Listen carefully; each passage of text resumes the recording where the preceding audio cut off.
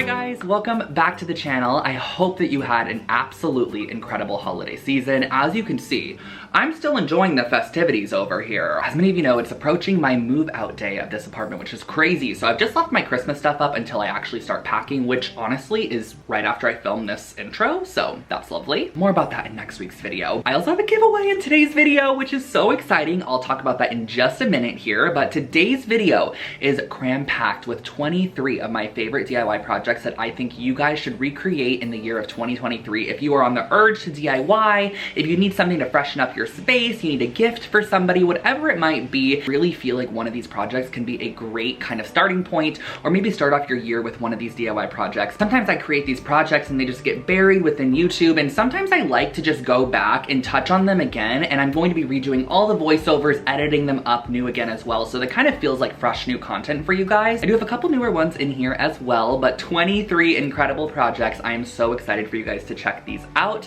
but I do have a little giveaway which I want to talk about, and this is honestly just for such an incredible year. 2022 was truly amazing here on Lone Fox, and it's all because of you. As many of you guys know, I purchased my home this year, which was that was one of the biggest goals I've ever had in life, was to purchase a house, and I cannot believe at 27 I bought a house, and it really is all because of you. I also gave away an entire home makeover to one of my Lone Fox family members, so if you have not seen that series, it is actually a 4-episode little mini series on my channel where I made over the entire house in 10 days. I'll put the playlist in a card up here if you are curious. I mean, that was like a pretty small giveaway, so I'm gonna have to do a bigger one. I'm just kidding. That giveaway was very large.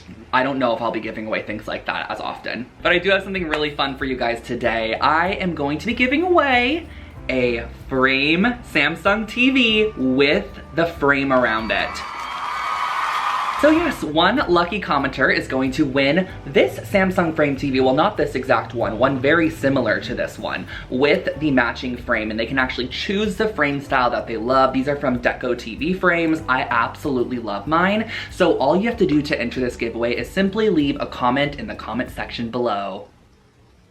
Pretty simple, that's all you gotta do. You do also have to be a subscriber of my channel, and I will be cross-checking, so if you are not a subscriber, make sure to click that subscribe button, and you can actually get a second entry into the giveaway by simply following me over on Instagram. So if you're not already, my Instagram is just Lone Fox Home, same as my TikTok, but if you are already following me on Instagram, just leave an additional comment below. So leave your first comment as your first entry and an additional comment letting me know that you followed on Instagram with your Instagram username. That's a second entry into the giveaway. And I also have to say that I know not everyone wants a Samsung frame TV. I know not everyone watches TV, so if you do win this giveaway, I have not purchased said TV and frame for the winner yet, so I will gladly purchase you or even give you the money of similar value to the TV and the frame if that's not of interest to you. So if you don't like TV, you can still enter, do not worry. You can even sell it if you wanted to, like, do whatever you want.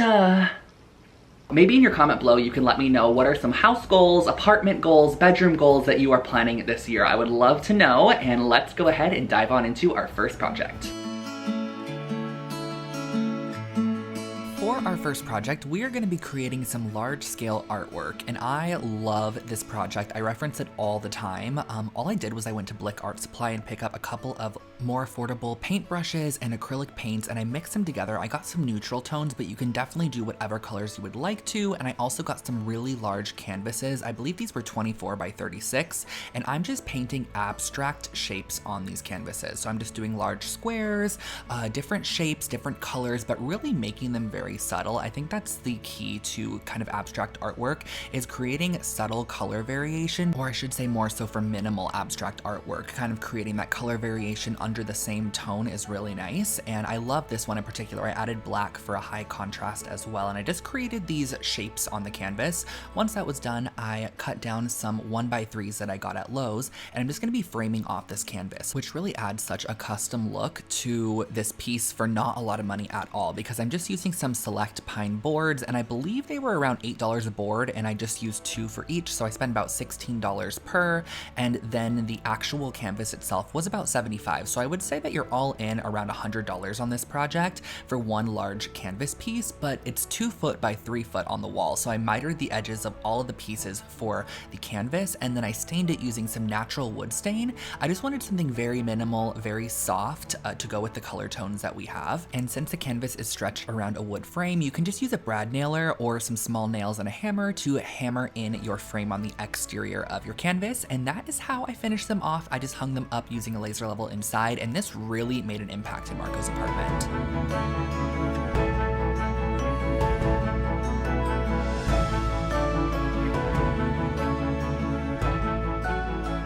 This next project has to be one of my favorite projects of the year, in the top 3 for sure. I actually found this chair base at a thrift store and it was like, I think $25. So I ended up removing the bottom of the chair base and I fixed it up with a little bit of wood glue. I just love the rounded kind of spindle bobbin look. This is actually called a Jenny Lind style chair if you were curious, so if you wanted to search that, it's L-I-N-D. I gave it a wipe down as well, and then I went in with my universal bonding primer, which is great because this actually etches into the surface a bit, so it creates a really great adhesion for your paint to go on top of. So I sprayed that on, and then I'm using a high shine enamel spray paint in black, and I just love an enamel spray paint on something that has detail like this. I just knew with a high shine finish that the balls would catch the light and then they would just have such a unique glow to them. So I used a high shine, and then I actually picked up this upholstery fabric at the fabric store, and it's kind of like a men's suiting look. I love it, and it's in this amber color with this red on top of it, which I feel like is a pretty daring fabric option. Red is kind of hard to work with sometimes, but I knew I was going to use a lot of red in the space, so I went ahead and stapled this around the exterior and then cut slits on the corner here so I can just pull that up and staple on the corner as well. I just think a staple gun like this is so key if you are working on upholstery projects or DIY projects in general. It's great to have one of these, and they're only really like $10 to $15 for a staple gun. So I used that to staple that on, and I actually had the cushions upholstered at an upholstery shop. So I didn't actually upholster the cushions myself because it was like $75 to have them both done. I ended up spraying over the entire chair base with just a glossy, high gloss finish, and then this is what the chair ended up looking like in the space. The red was really subtle, and I actually did red curtains as well, and I absolutely love the way that this chair turned out. It is so fun, it photographs beautifully, it's extremely comfortable, and it's also such a statement piece that really completed and tied together this entire living room.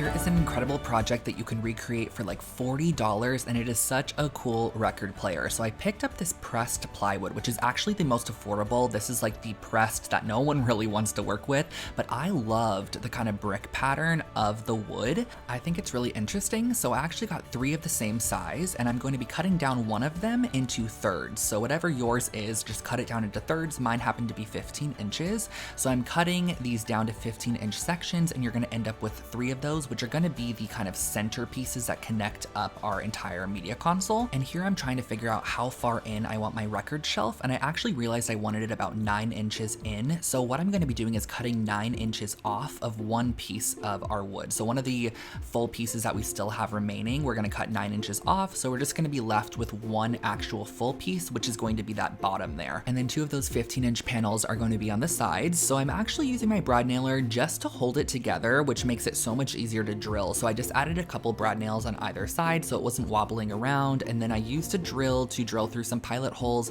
that were big enough for these 2.5-inch long wood screws that I'm using, and I'm using 3 of these on every joint that we're attaching together. So I added both of those side sections, then I flipped it over, and I'm doing the same exact process to attach the bottom here. I'm just using the brad nailer to hold the piece together temporarily, and then we're gonna go in with the drill and just drill some pilot holes so that our screws can go in and without splitting the wood. That's why we drill those pilot holes. So this is the shape that we have here.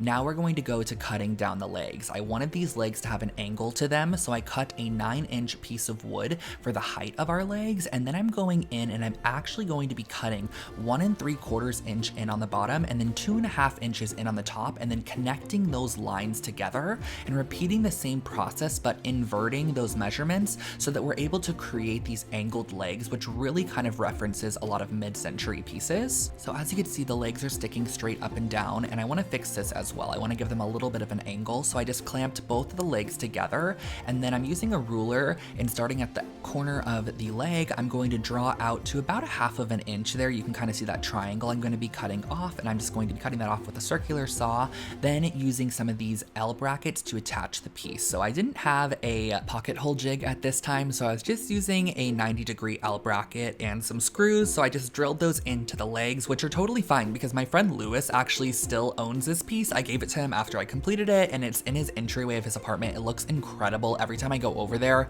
it just looks like an Urban Outfitters piece that was like $200. So I'm gonna be screwing this to the bottom, and I'm using 2 brackets on the inside, 1 on the exterior so it doesn't show once you flip it over. And this is what the piece looked like. Of course, we had to give it a little bit of a stain, and for this particular one, I'm going to be using some early American for a little bit of a rustic touch, but still channeling that mid-century warmth that I really love. And something about this wood just stains absolutely beautifully. I love the different kind of checkered panels in here, and you can just see the different cuts of wood throughout, which really isn't desirable, I guess, in other projects, but in this one in particular, I think it really adds a design feature, and it works in our favor because this is a more affordable piece of wood, which is great. So I stained the entire piece, including the legs, and this is how the record console ended up turning out.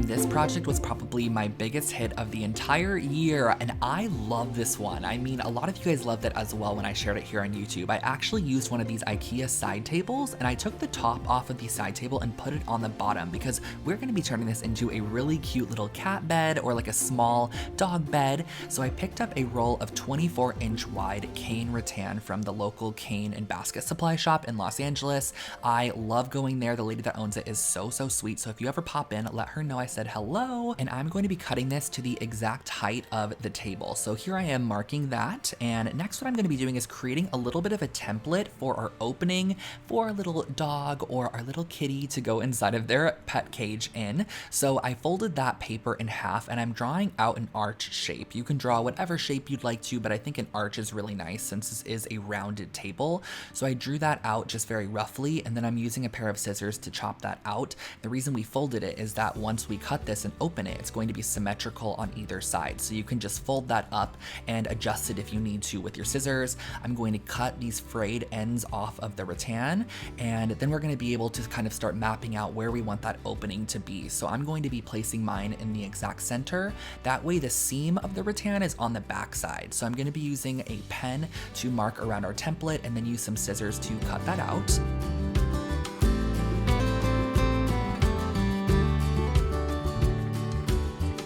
Cut, I was thinking about using this piece of reed spline to glue around the actual arch shape until I freaking broke it, which wasn't planned. I started bending this and it ended up essentially snapping right there. So I decided to go an alternate route and just use some macrame cord, and I just did 3 pieces of it together. I just wanted to finish off this edge here, and it also is a little sharp, the rattan, so just make sure to get some of that hot glue on that edge so it just kind of softens it a bit.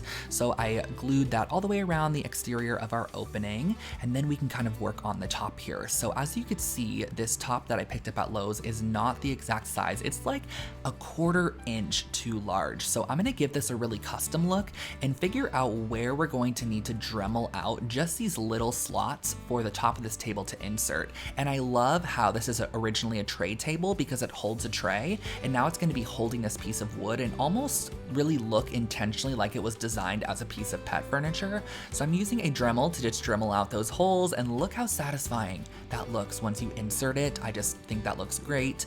And then I'm doing a little fit check here, making sure that our rattan wrapping is working great, which it is, and I'm going to be cutting this to the height. So I just went ahead and kind of marked that to the height of where I wanted this piece to end, and then I'm wrapping this around again to figure out how we're going to be attaching this. And I figured out the best way to attach it was to actually add some of this reed spline on the bottom, which is about 1/2 of an inch. That's going to finish off our edge, but it's also going to give us an area to add a bunch of hot glue that we could glue around the bottom of our piece. You can kind of see here with the hot glue gun that you can just add it on the backside, and then that piece of wood that we added on the front, which is really flexible, is just covering that up. So it gives us an area to glue it to the tray on the bottom. And then on the backside, I'm gonna be cutting these pieces together at the same time, which is a little challenging, but once you get it, you are good, because this is going to be a perfect, nice little seam, which I'm going to hot glue over the top with the same reed spline. If you go to the basket supply store, or if you look up basket supplies online, this is like a 5/8 inch reed spline is what it's called, and it's pretty affordable, so they come in strips, but I just think it really finishes off the piece and makes it look complete. So I also added one on the inside so the seam wasn't visible there. And of course, in the end, we needed to do a polyacrylic coat. You could stain this if you want to, but I just ended up doing just kind of like a clear top coat over this piece, and that is how I finished off this little pet bed. And on the inside, I popped in some boucle fabric for our little pet to sleep on.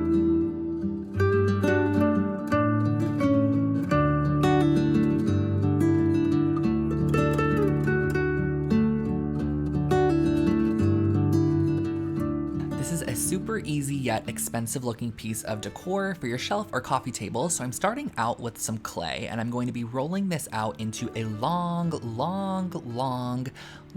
piece that's about 1/2 inch wide. We are actually going to be creating a clay knot, which is just kind of like a sculptural element that you can put on a shelf or on your coffee table. I love them and they're totally customizable. So as you can see, I keep rolling this out, and the best method for rolling is to spread your fingers as you're rolling. If you could see here, I'm kind of spreading my fingers as I'm rolling the piece. It gives you a lot more control.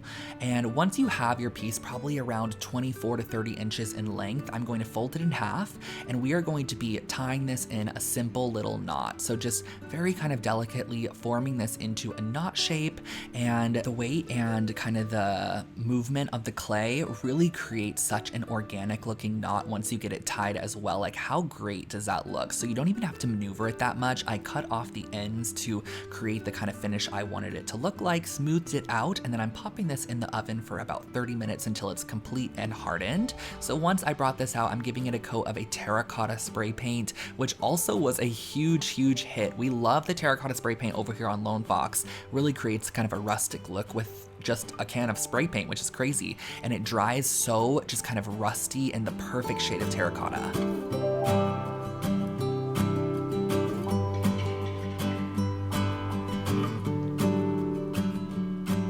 I absolutely love creating these rugs. I've done multiple on the channel. I'm starting off with this Raclev IKEA rug, which has the woven kind of strands in it. And I actually pulled the woven strands out of this one in particular because I just wanted to have a jute runner at the time, and they didn't have one in the size that I needed. And I also kind of like how this jute in particular isn't super chunky. It kind of has a softness to it, which I love. So I wanted to follow this vintage Killam style design, which is super simple. I'm going to be masking it out with some tape, and I figured buying tape at the width of which I wanted my actual kind of bricks to be would be the easiest way to do this. So that's exactly what I did. I think this was like a 2-inch wide piece of tape, and I just cut and created the exact shape across the front using some green frog tape, because once you have the shape fully created, you could bring it outside and use your favorite spray paint or fabric paint to give this rug a new life. So I actually thought I was gonna go in with this white spray paint and give it kind of like a tone on tone look. I really thought that was gonna look great, but when I brought it inside after giving it like a good dousing of this can of spray paint, I used the entire can, I brought it back in and I started peeling off the pieces, and it was just way too tone on tone. Like, I couldn't even see the pattern at all. It probably would have been pretty cool in the end if I took it all the way off, but I decided I wanted a little bit more contrast, so I went ahead and added those pieces back, and I brought it back outside where I gave it a coat of black spray paint. And I've had a bunch of questions on if this leaves the rug crunchy, and I will say it doesn't leave the rug soft, but I wouldn't say to do this on a rug that you're going to be putting, you know, in a family room. I would say do this on an entryway rug, somewhere that I could use a little bit more durability, and it is going to soften up over time. So immediately it's kind of a little crunchy, but then as you start wearing it out and using it, it's going to start actually softening up a bit. So I love the way that this rug turned out. It turned out so pretty. It's in my closet currently, and I love it in there, but I've also done this rug in another pattern. This is a really fun way that I did it as well a while back. This one's in a bit of a chunkier jute, and then my first ever one I did by hand on the same exact rug. These are all IKEA rugs, and I love this one as well.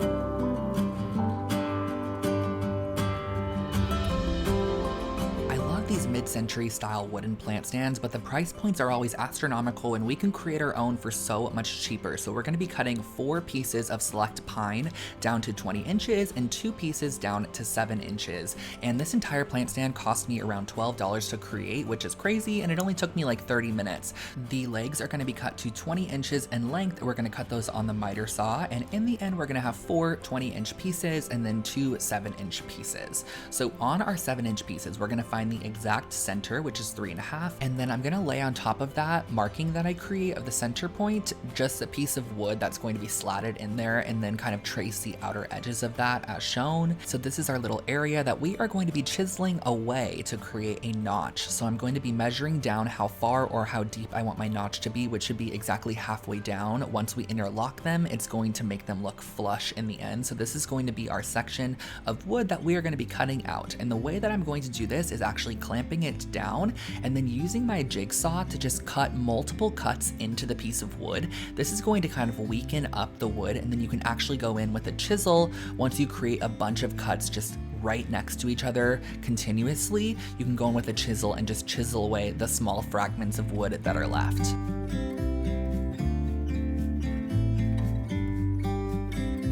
I used a hammer at first to get the larger chunks out, just like that, and then I went in with a chisel and I just chiseled out the excess and just made sure that it was nice and flush on the inside.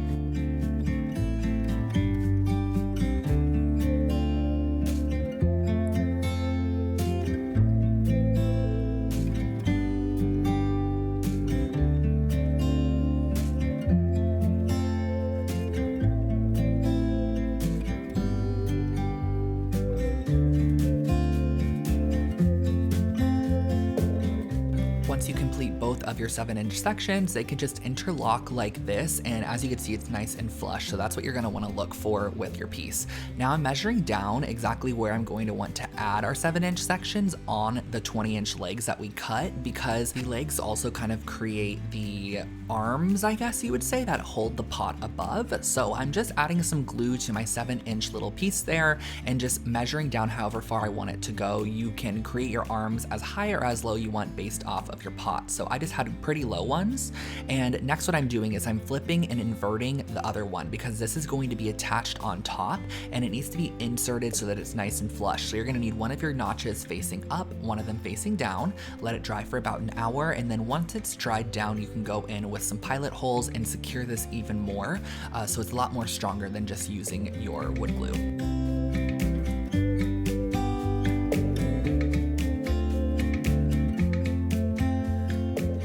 How nice that interlocks. And the kind of fun thing about this too is that if you needed to store this for any reason, it stores fully flat, and then you can connect it up together when you actually want to use it. So on the sides where I put those screws in, I'm just kind of covering up those screws with a little bit of wood filler, and then I'm finishing it off with a little bit of a golden pecan stain to give it that mid-century kind of look. So just going around, giving that a double staining. I did one coat, let it dry for about 15 minutes, and then did an additional coat on the entire piece. And that is how I finished off this plant stand.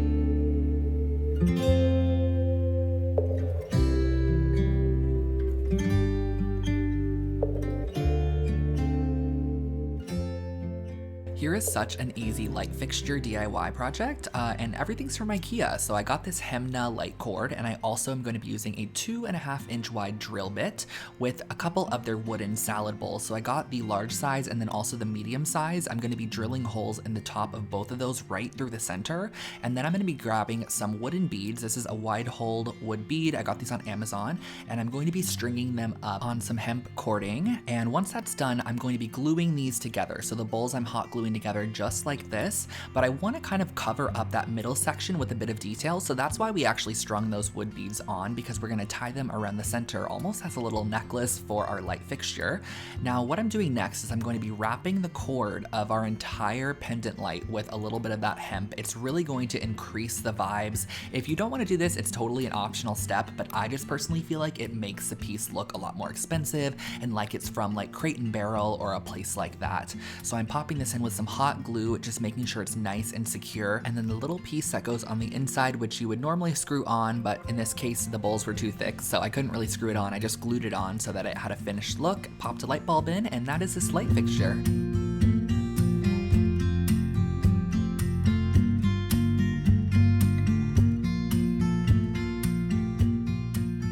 A fan of tarnished or aged or kind of antique looking metal, this project is for you. I came up with this concept with some alcohol inks one day, and I love alcohol inks. I used to use them in my scrapbooking days all the time. It's like an alcohol based ink. It dries down really, really quickly, and you can layer them up and create really unique finishes. I do all my DIY mercury glass with alcohol ink, and so I'm using the color Mushroom, which is like kind of a dark, warm gray, taupey color. It is just like the perfect aged metal color over the top of gold or silver. Like, I use it all the time, and I love the way that it looks. So I layered that on first, and once I have a layer of Mushroom down, I'm going in with the color called Ginger, which just kind of has this warmth to it. It's almost like an amber tone, and I'm adding that on top of the candle holder. So you can really pop in other colors if you'd want to give it kind of like an oily, like oil slick look. That very kind of burnt copper look you can also achieve with alcohol inks. And I love how I was able to take these newer Target candle holders that I found at the thrift store and make them look like something that I actually got from the antique store in just a couple of minutes. And if you are at all nervous about,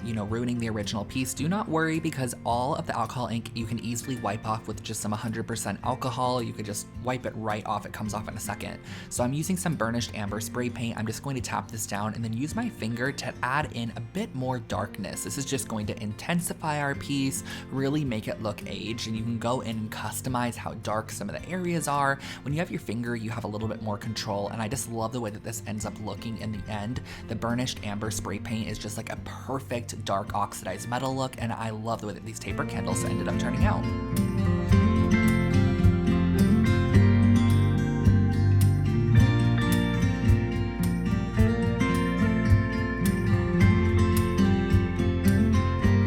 Swear to you, this is the most forgiving and simple woodworking project ever, but it's a full-on bookcase, and it's actually a really cute, interesting bookcase. So these are the dimensions that you're going to need to cut your wood down to. If you'd like to screenshot this, I do suggest you do so, because we are going to be using 3 2-inch by 10-inch pieces of wood that are 8 foot long.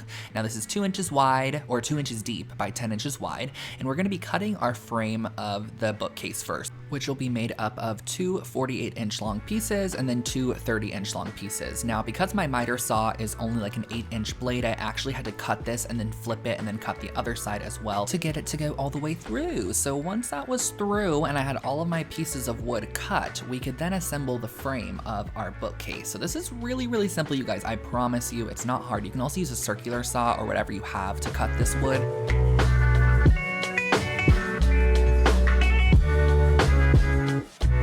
Now we're gonna use some 2.5-inch wood screws and just screw them right in. You don't need to drill a pilot hole before, and actually these screws on the box say that you don't even need to drill a pilot hole in any form. However, that is not true, because I've split lots of wood by not drilling pilot holes. You have to sometimes, but this wood's really thick, so you don't need to. I added 3 screws on either side to create this frame, and now we're gonna create the inside shelving to create the bookcase. So I'm gonna be cutting down 4 13-inch pieces and 2 10-inch pieces, because these are gonna create these little cubbies that we're going to be putting in our bookcase. So the top and bottom are going to be the 13 inches, and then the side is going to be the 10-inch piece. So you're going to assemble it with 3 more of your wood screws, just the same way we assembled the frame.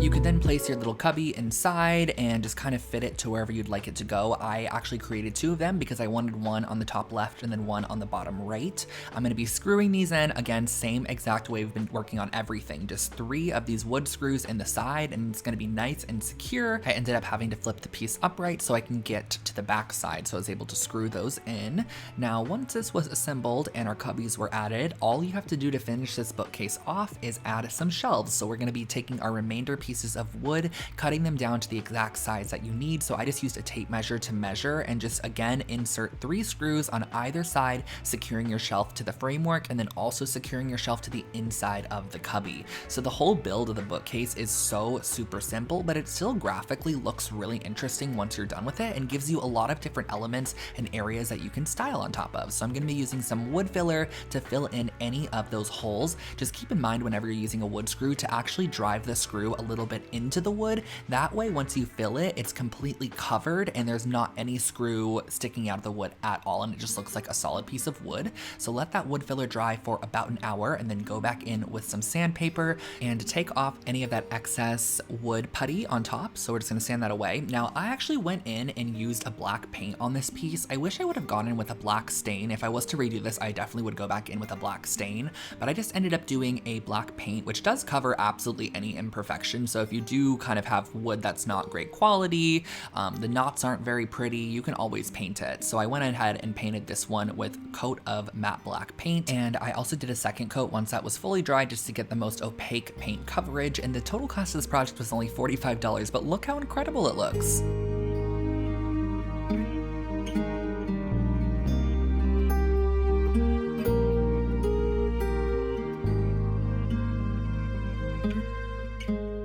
I absolutely love this blanket project so much. I used a super affordable Ingren blanket from IKEA, and I'm actually gonna be cutting down some paper into some squares. I'm sure a lot of you guys saw that checkerboard was really a trending and hot pattern. I still think it's like a great pattern. I absolutely love graphic and linear patterns, so checkerboard, like brick pattern, anything like that is always appealing to me. So I cut down a bunch of 4¼ by 4¼ inch squares of paper. This allows you to get a bunch out of an 8½ by 11 as well. That's why we're doing 4¼ So once those are all cut out, I'm going to be laying them in a checkerboard pattern across the front of our blanket. So I just lay that on the floor, and I'm going to be placing these all the way across the entire front, creating a checkerboard. It does not have to be perfect at all. I swear to you, once you spray this and you kind of see the pattern in the end, you cannot tell any of your mistakes at all. Like, it's really so linear and so graphic that you cannot tell. So I'm popping these all over the entire front of our blanket, and I'm going to be using these little mosaic tiles just as little weights on top of each of our piece of paper, because the aerosol from the spray paint can would just blow these papers all over the place. So these are just little placeholders to make sure that they stay down,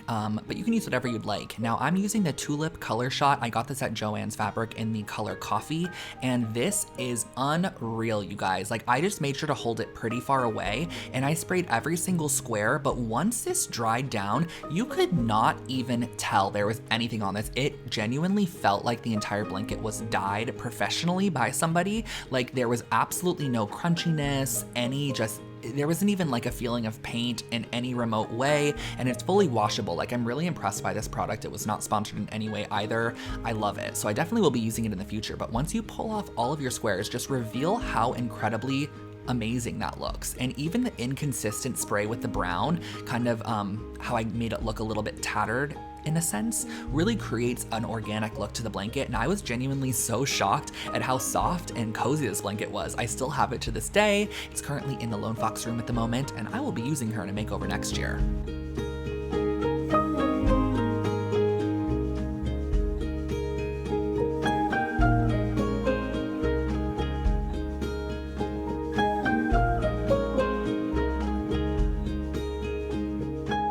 Look of French wall molding, it is a lot more achievable than you think. If you've never heard of miter shears, this is actually part of a breakfast nook makeover that I did this year, and I just loved how easy this was to create. So these miter shears actually allow you to cut down trim that is on the smaller side. So anything that you would use for like wall molding, you can cut it almost as if you're using scissors. It is absolutely crazy, creates that mitered edge for you. And then I just went in with a brad nailer to attach that onto my walls, and I really didn't have to do too much measuring for this. I guess in my particular case on this wall, the windows really kind of created the placement for me. So I was only able to actually add molding around where the windows weren't. So I added a large square in the center of both of the windows, made sure to miter those top corners as well, attach that to the wall. I feel like a lot of people find this to be a little challenging, or they think of it as a little challenging, but it's actually a very inexpensive way to add such a luxury look to your home or your apartment. I consider this almost rental friendly because brad nails are very, very tiny. They create the smallest hole, and I use like one per piece, I swear. And you could use one per piece. You know, if it's a rental and you wanted to make sure of it, you can use one brad nail. It's gonna hold it there as long as no one's freaking like ripping it off the wall. You are totally fine. So I added these pieces to the bottom as well to just kind of finish off the look, painted it all up. And once you have this fully painted, it creates such a seamless look in your home, and I love the way that it turned out.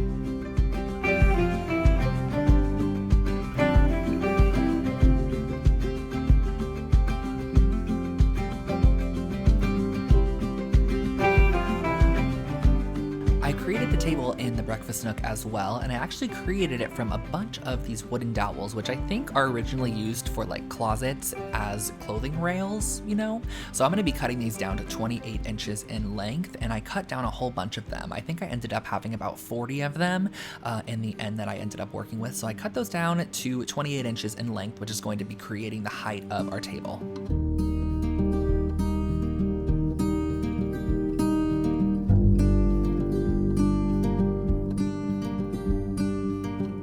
I also cut down a scrap piece of 2x4 to 28 inches in length as well, because that's going to be the kind of center support beam that we're going to be using to attach these wooden rounds to. So I just got this 12-inch wooden round, and I'm going to be attaching our 2x4 in the center of both of those.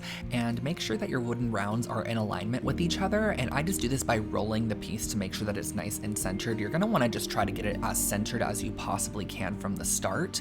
Once I had that centered, I went in with my wooden dowels, and I'm going to just place them on the edge of both of the wooden circles and just use my brad nailer to nail them downwards. Now, if you have any excess or the pieces aren't cut perfectly, keep flipping and rotating your piece, and always have the bottom circle be flush with the dowels, and any excess, have it be on the top there. So if you need to flip it and rotate it as you work and kind of, you know, just make sure that you flip it back before you add the next dowel so that it's always flush, because the bottom's gonna be visible, but the top will be hidden once we add the tabletop. So I'm gonna be wrapping these all the way around. It took me about an hour, and then I went in with the special walnut stain, but the special walnut just didn't really show up that well. So I decided to add the tabletop instead. This is a 36-inch round tabletop. They're like $75 at Lowe's, I believe. And I'm gonna be finding the inner 12-inch circle by just marking 12 inches out from the edge. So once you have that inner circle, I just kind of traced around there. On the bottom of the piece, I actually added these little plastic stopper legs just so it didn't scrape the floor or anything. And then I flipped it over and added a whole bunch of construction adhesive on top, because we're going to be attaching our tabletop here. And I made sure that the pencil side that we created our kind of guide on was underneath. That way we could center it and make sure it was nice and centered so it could adhere down. Let that dry for like 10 minutes or so, and then I went over the top of it with a stain called Kona, and that's what really created the depth on this wooden table. That's how I finished it off.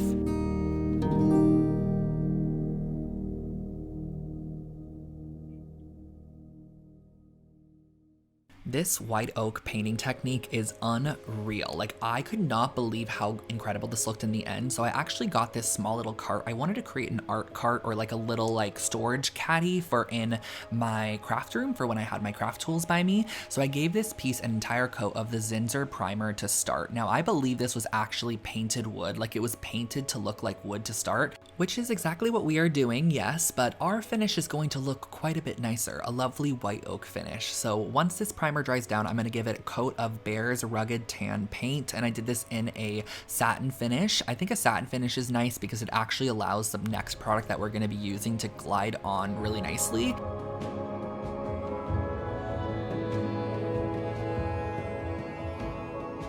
And that product is Rust-Oleum's Decorative Glaze in Java Brown. And now this is kind of like a translucent paint in a way. If you could imagine like a gel stain, but kind of like mixed with a paint.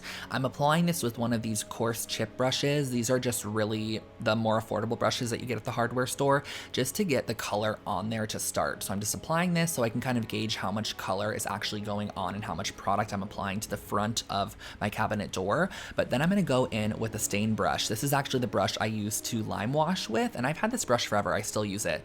I'm going in and I'm going to start working the product into the paint, and look how quickly it turns into a freaking wood grain. This take me like, I don't know, a minute of back and forth, you know, swipes and motions to create this. I also went in with a broom to create even more coarser grain in the wood.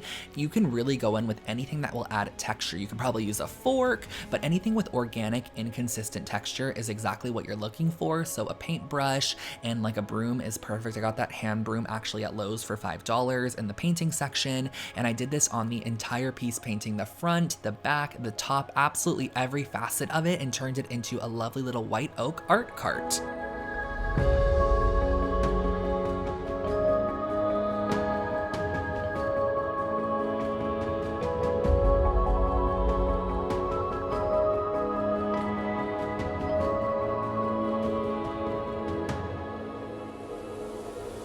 I've got another light and I've got another IKEA project for you. So this is our light base that we're going to be using. I have no idea how to pronounce that, so please do take a screenshot.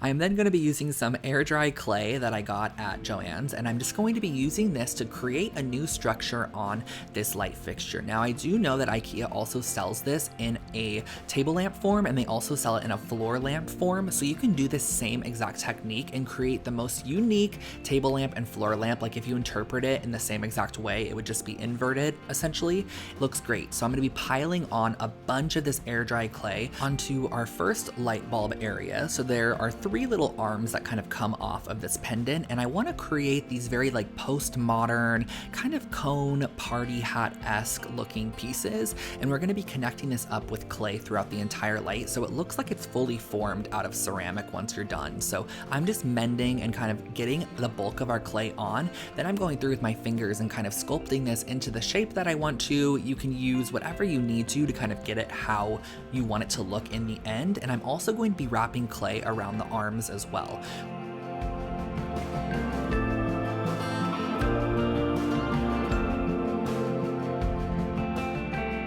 And this process is pretty repetitive because there are 3 arms that you're going to be doing the exact same thing with. So just continue that process, adding your clay around the piece, creating the shapes and trying to make them as similar as possible. Or you could totally vary them if you want to, and then just kind of make the clay meet up at the top and smooth it out with your fingers where it's needed.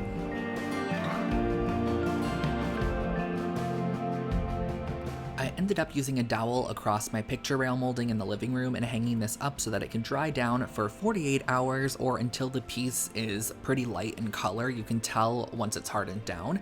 And as you can see, there were quite a bit of cracks actually around the area where the clay was super thin. So I went in with some joint compound and just kind of smoothed this over and almost rubbed it into the clay to make sure that I filled in all of those cracks, and did a generous layer of this on the entire piece because joint compound can easily be sanded down to whatever finish you kind of want it to look like.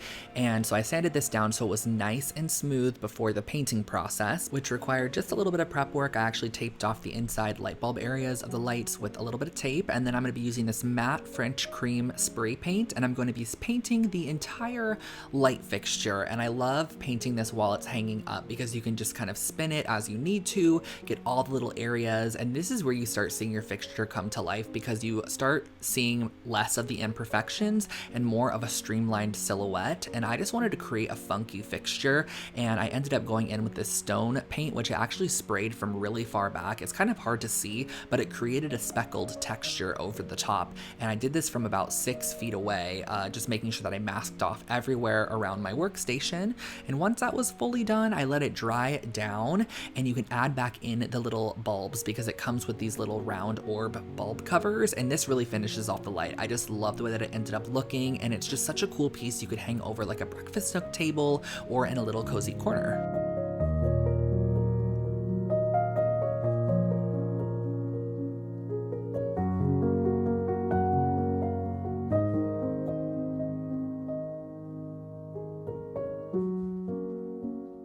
This one's an oldie, but definitely a goodie. One of my favorite art projects that I've actually done on the channel, and I actually got some filming paper to start, and I traced out the template that was on the inside of the frame, so I knew how much of the paper I needed, but I would definitely suggest just investing in like a $2 or $3 piece of watercolor paper. It'll make your life much easier.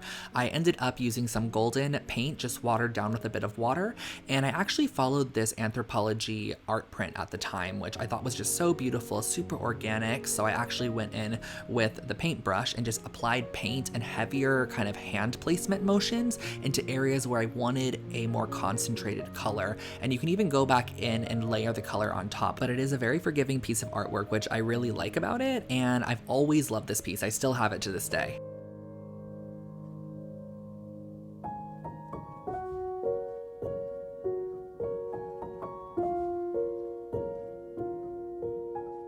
Here's a really great project on how to turn vintage or thrifted glassware into vintage or antique looking pottery. So this actually was from IKEA, and I'm going to be using the Ben Zinzer primer. This is the 123 primer, shellac. It really coats onto anything, including glass. So I gave that a good coat, let it dry down, and then went back inside once it was dry and grabbed some air dry clay because we're going to be creating some handles for this. I feel like this is such a unique way to make any glassware piece look more like ceramics, and I'm just creating this kind of large large log of clay that I'm going to be forming into a handle shape and just pressing and almost mending the clay into the actual piece. And do not worry, because we're going to be using a thick paint mixture which will hide any of these like elevated points, so you don't have to get it super smooth, but however smooth you can, just try to blend it into the primed piece. And once that handle is on there, we're going to be creating our paint mixture. So this is just a little bit of household latex paint and like a light cream. I'm also adding a little bit of acrylic paint in this reddish tone because I wanted it to be just kind of a little bit of a salmony shade, but still on the nude side. So once I got the color that I desired, I actually went ahead and added in a bunch of baking soda, and this is going to react with the paint and create a textury, almost sandy finish to your paint, which is great for that faux ceramic look. So this is going to look like a matte piece of pottery in the end. So I painted this on the entire outside, covering up the handles, and you can really glob the paint on around those elevated points. Like if your handles aren't fully blended into the piece, you can just kind of add some extra paint on there and it will dry down and look pretty good. So as you can see here, those handles actually kind of look like they were on here originally, which is great. So I'm going in with a heat gun and just drying that down. Now I'm going back in and applying a little bit more texture by kind of inorganically just patting the top of it. This gives a little bit of a rougher texture, but here is where we're going to add that very vintage and antique look. And believe it or not, that is achieved with mud. So I went outside to my front yard, got a bunch of dirt in a cup, mixed it up with some water, created this mud material that I'm going to be putting on the piece. And I'm using a heat gun, which you don't have to use this. I also love doing these kinds of projects outside in the sun because the mud actually dries really, really quick. So you can kind of start seeing the distressing that's happening, but you are going to layer this up. And as you layer it, it's actually going to remove some of the mud underneath because the water is just going to kind of re-wet that soil. And you're just going to keep layering this up. Add as much mud as you would like to. You can also use like a paper towel and rub and scuff off the mud in the end, or like any of the extra kind of chunkier pieces of dirt. You're just gonna want to brush that off with like a brush or a paper towel, and this is your finished piece.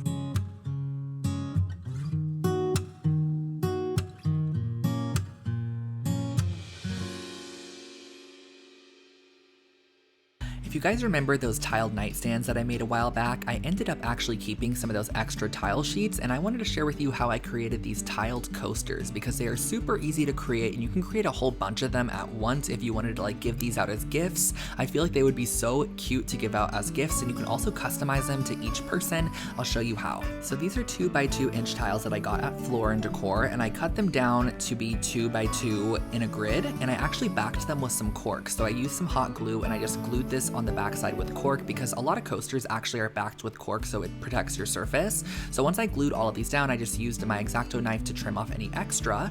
I first coated the tiles in a Zinsser primer, which you couldn't see. It was like literally white going on top of white. And then I added this light pink, just acrylic paint over top. I'm doing 3 coats of this to make sure that it's nice and opaque, and then cooling it down, or I guess heating it up and drying it down with my heat gun. Once that was done, I actually got this Mod Podge, and this Mod Podge is in a hard coat finish. So it's meant for durability. It's meant to be washed in the dishwasher. Once that dried down, I'm adding my grout. This is just some pre-mixed grout, which I also got from Floor and Decor. This was in the color warm gray, and I added this in all of the cracks just with my finger. There's no need to use like a trowel or anything. Just wipe off the extra with a paper towel. I used some joint compound to seal off the edge and make it look like a thick piece of tile, and that's how I finished off these coasters.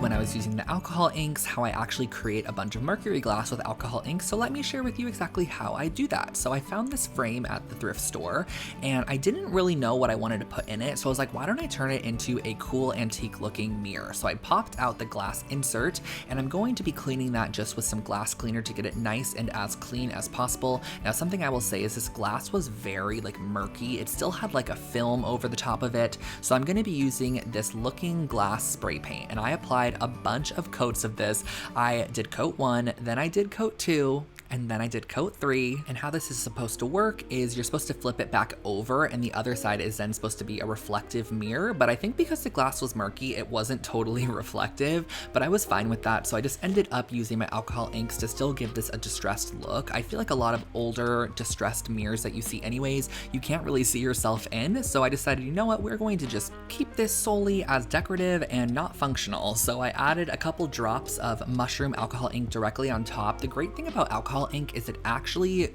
is always reactive with itself, so when you drop it on, or if you need to remove any of it, you can just use plain alcohol to remove any alcohol, so you can always start over if you didn't get like the desired look you're going for. But I did go in and add some caramel color and then some ginger colored alcohol ink because I really love the added warmth in the mercury glass. I feel like it just makes it look like a little bit more expensive almost and a little bit more aged. So this is how it ends up looking. It's almost like a double glass look. I think it's so amazing. So I popped this back in that vintage frame that it was originally in, and now it's a great piece of wall decor.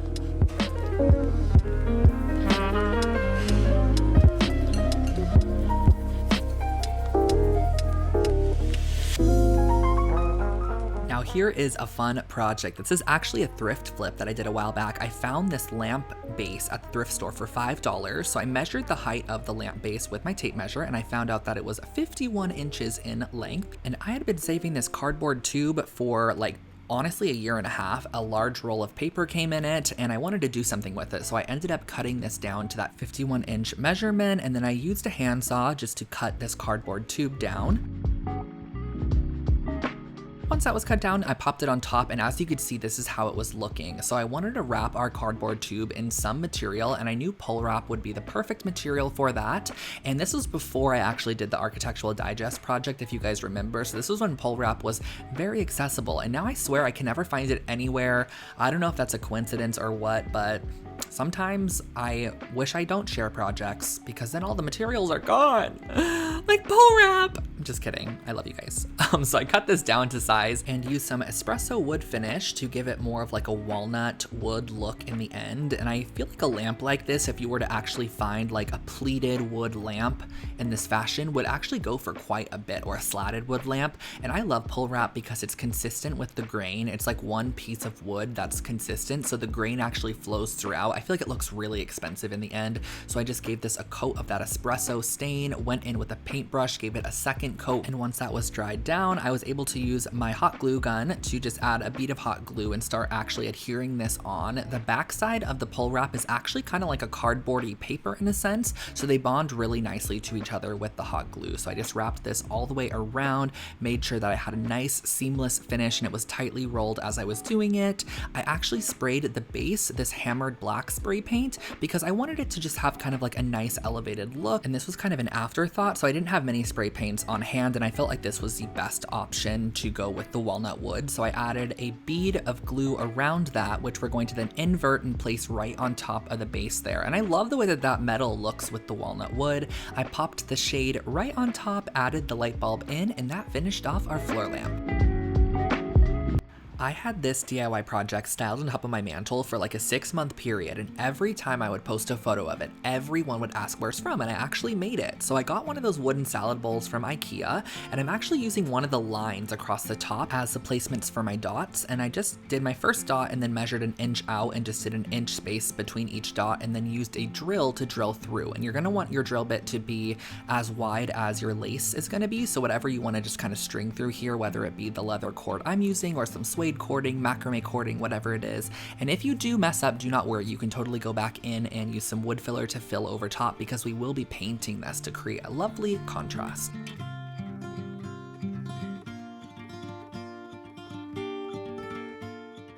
Over the top of this bowl, I'm going to be using this satin black spray paint, and I'm just doing 2 coats of this so it's nice and opaque. Picked up some suede cording at Joann's, which is a great idea to use your 40% off coupon on that item because it's a little bit expensive, but the suede cording really elevates this bowl and makes it look just a lot more expensive. I love how it added this interest to the end and makes it more of like a decorative styling bowl, more as a serving salad bowl as it was before. So I laced that all the way up, going around the bowl entirely, and once I reached back to the start, I just tied a double knot on the inside there. You could snip off those strands and that finishes off your decorative bowl.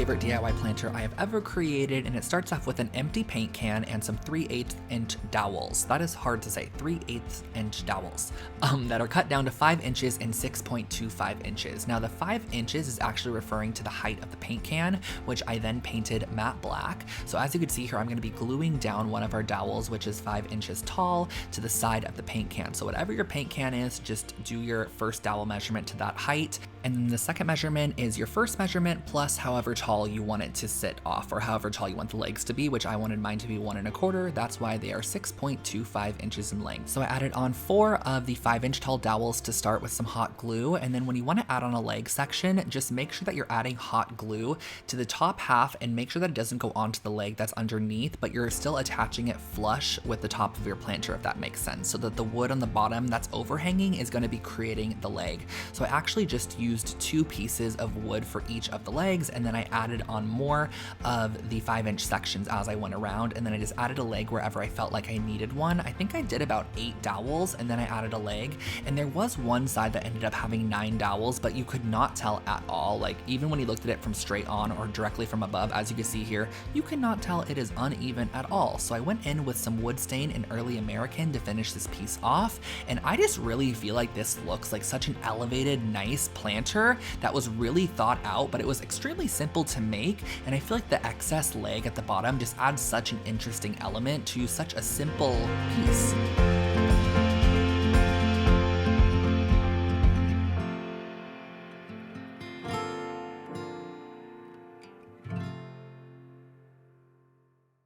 And our last project is a little more tedious, but this is still so cute and it's fully customizable as well. So I'm going to share with you guys how I ended up removing this canvas from the frame. So this is just a plain kind of artist canvas. I removed the actual canvas, so we just had the wood, and I'm going to be using some of this monk's cloth material, which is perfect for punch needles. So I'm going to be using my staple gun to staple this on the back side. We are basically using the canvas as a frame for us. Like, you can create your own frame if you wanted to, but this canvas was a couple of dollars, so I just thought that it was a lot easier than having to create a wood frame and get out the power tools. So I'm just measuring out on the inside of this how wide I want the front of my pillow cover to be, so I know where I'm going to be punch needling. And keep in mind, if you get a larger canvas, you can create a larger pillow. It's all determined on the size of frame that you have and how much fabric you have. So then I'm going in and creating the shapes that I want to create. I kind of wanted to do this like mountain scene with very organic shapes to it. There was no rhyme or reason. It was just supposed to be like more of a color story. And then I'm using this punch needle tool, which you find on Amazon. And I just went through with my yarn and just started punch needling in this white section to start. Now this is a little bit of a tedious process, but it's definitely a project that you do while watching TV or like listening to music.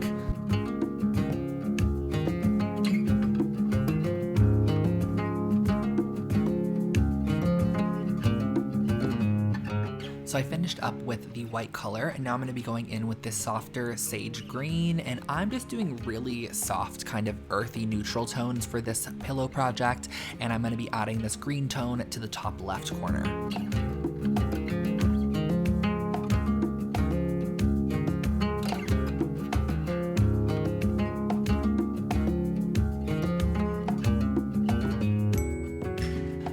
Loopy texture that you're seeing is actually the reverse side of the punch needle. So as you're working with the punch needle, you're grabbing the loops on the bottom side, or if your needle is good enough, it's actually creating them for you.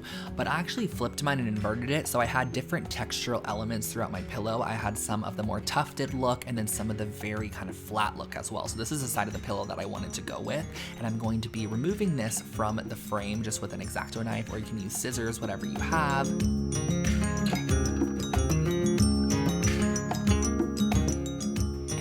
Using some fusible interfacing to put on the wrong side. So whatever side you want to have on the outside of your pillow, make sure that's not getting the fusible interfacing. The opposite side of that is going to be ironed with fusible interfacing. This is actually going to hold all that yarn together and make sure that none of it pulls. You're going to then remove any of that extra interfacing, and we're going to be cutting another piece for the backer of our pillows. This is going to be the fabric that we use on the back side, cutting that to the same exact size, and then we're going to be sewing this up. So I pinned these right sides together, and then I pulled out my sewing machine and did a simple straight stitch around the entire exterior of the pillow. Flip